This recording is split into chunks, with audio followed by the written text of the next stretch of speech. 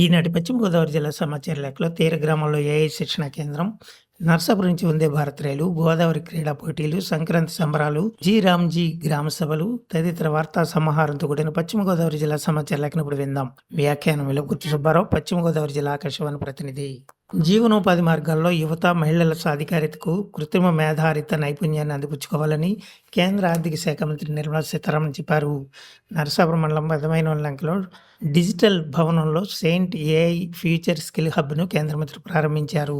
ఈ సందర్భంగా మంత్రి మాట్లాడుతూ దీన్ని మోడల్ ఏఐ ఆధారిత గ్రామీణ నైపుణ్య జీవనోపాధి కేంద్రంగా మార్చే లక్ష్యంతో ఏర్పాటు చేశామన్నారు. ఏఐ ఆధారిత స్మార్ట్ తరగతి గదులు, 40 సిస్టమ్స్ కంప్యూటర్ ల్యాబ్, డ్రోన్ శిక్షణ, హైస్పీడ్ కనెక్టివిటీలలో శిక్షణ అందిస్తామన్నారు. అనంతరం జరిగిన సభలో మంత్రి మాట్లాడుతూ గ్రామ మహిళల మద్దతుతో అభివృద్ధి పనులు చేపట్టామన్నారు. డ్రోన్ శిక్షణతో పాటు మరమ్మతులపై పీఎం లంకలో శిక్షణ ఇస్తున్నామన్నారు. డిజిటల్ కేంద్రంలో శిక్షణ పొందిన వారు దేశ విదేశాల్లో ఉద్యోగ ఉపాధి అవకాశాలు పొందుతున్నారని చెప్పారు. దేశంలో పీఎం లంక 2వ స్థానంలో నిలిచిందన్నారు. అనంతరం సముద్ర కోత నివారణకు చేపట్టిన పనులను మంత్రి పరిశీలించారు. అంతకుముందు కేంద్ర మంత్రి, అధికారులు, సహచర మంత్రులతో కలిసి ప్రధానమంత్రి మన్ కీ బాత్ కార్యక్రమాన్ని వీక్షించారు. కార్యక్రమంలో కేంద్ర ఉక్కు భారీ పరిశ్రమల శాఖ సహాయ మంత్రి భూపతిరాజు శ్రీనివాస్ వర్మ, రాష్ట్ర మంత్రులు పయ్యావుల కేశవ్, నిమ్మల రామానాయుడు పాల్గొన్నారు. ప్రజాస్వామ్య విలువలకు కట్టుబడి పనిచేసిన మహోన్నత వ్యక్తి అటల్ బిహారీ వాజ్పేయి అని కేంద్ర పౌర విమానయాన శాఖ మంత్రి కింజరపు రామ్మోహన్ నాయుడు చెప్పారు. సుపరిపాలన యాత్రలో భాగంగా పశ్చిమ గోదావరి జిల్లా భీమవరంలో మాజీ ప్రధానమంత్రి అటల్ బిహారీ వాజ్పేయి కాంస్య విగ్రహాన్ని కేంద్ర మంత్రి ప్రారంభించారు. మత్స్య పరిశ్రమ అభివృద్ధికి, కొబ్బరి, ఇతర వర్తక వాణిజ్య వ్యాపారాలకు నరసాపురం ప్రాంతంలోని నుంచి ప్రారంభించే వందే భారత్ ఎక్స్ప్రెస్ ఎంతగానో ఉపయోగపడుతుందని కేంద్ర ఉక్కు భారీ పరిశ్రమల శాఖ సహాయ మంత్రి భూపతిరాజు శ్రీనివాసవరం చెప్పారు. నరసాపురం నుంచి డిసెంబర్ 15వ తేదీన వందే భారత్ ఎక్స్ప్రెస్ రైలును జెండా ఊపి ప్రారంభించారు. ఈ సందర్భంగా మంత్రి మాట్లాడుతూ జిల్లాలో 48 రైల్వే క్రాసింగ్ ప్రాంతాల్లో ఆర్ఓబీలు లేదా యూబీలను నిర్మిస్తున్నామన్నారు.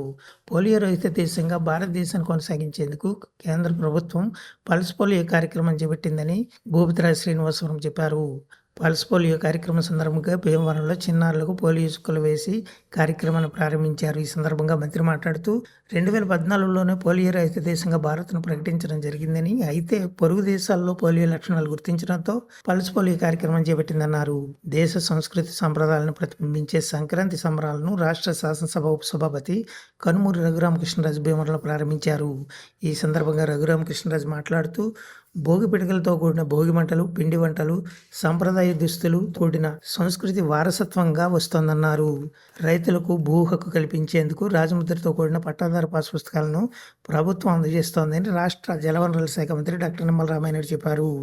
ఆగరు గ్రామంలో 800 మంది రైతులకు పట్టాదారు పాస్ పుస్తకాలను మంత్రి పంపిణీ చేశారు. పల్లి పండుగ కార్యక్రమం ద్వారా గ్రామాల్లో మౌలిక సౌకర్యాలు కల్పిస్తున్నట్టు రాష్ట్ర public accounts committee chairman Pulaparthi Ramanjaneyulu చెప్పారు. 3,50,00,000 రూపాయలతో వీరవాసరం, భీమవరం మండలాల్లోని పలు గ్రామాల్లో సీసీ రోడ్లు, డ్రైన్లను మంత్రి ప్రారంభించారు. విధి నిర్వహణలో మానసిక ఒత్తిళ్లు గురయ్యే ఉద్యోగులకు క్రీడలు ఎంతగానో ఉపయోగపడతాయని జిల్లా కలెక్టర్ చదలవాడ నాగరాణి చెప్పారు. భీమవరంలో ఉద్యోగులకు గోదావరి క్రీడా సంబర పోటీలను కలెక్టర్ ప్రారంభించారు. జిల్లాలో 43 గ్రూపులకు 50 డ్రోన్లను కిసాన్ డ్రోన్ ప్రాజెక్టు కింద మంజూరు చేశామన్నారు.